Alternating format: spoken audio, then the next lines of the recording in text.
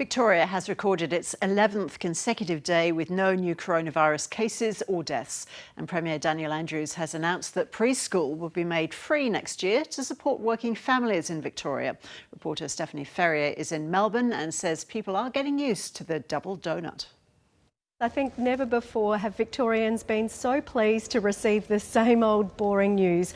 As you say, for the 11th day in a row, we've seen those magical zeros come up, and our active cases remain at just 4 across Melbourne. 2 of those are in hospital.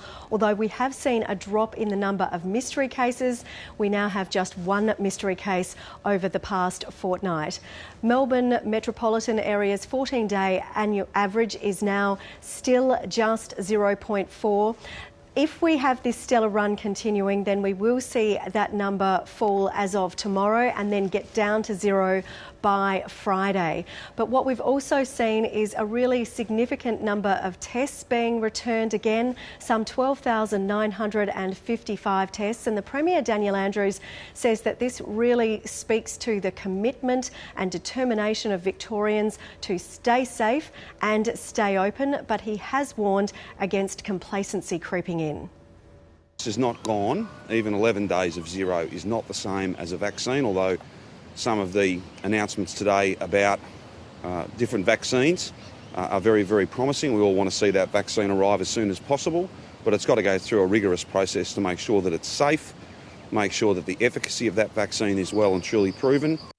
Stephanie, tell us more about the Premier's announcement about free preschool.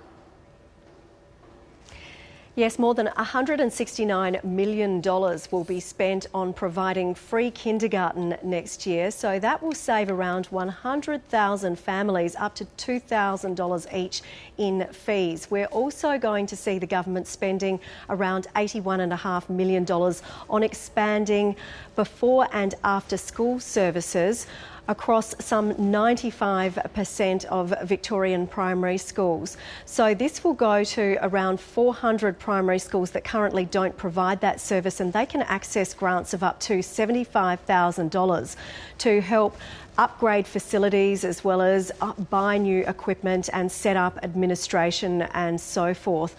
Now, we have heard from the Early Childhood Minister, Ingrid Stitt, and she says that both of these measures will not only provide young children with the best educational start in life, but it will also offer some really significant financial support for families who've done it really tough during this second wave, and also significantly boost workforce participation.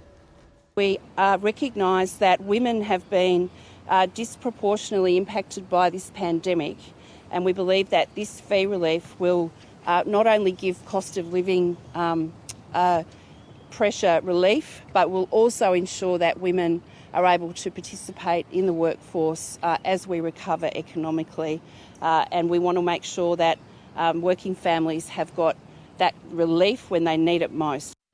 And the Education Minister, James Merlino, has also given a big shout out to the Year 12s, their parents and teachers, with around 40,000 VCE students starting their all-important final exams. Today it's English, and no doubt these students have already become masters in persevering through adversity. James Merlino has praised their incredible resilience during what has been an extraordinarily tough year with lots of disruptions. Thanks, Steph.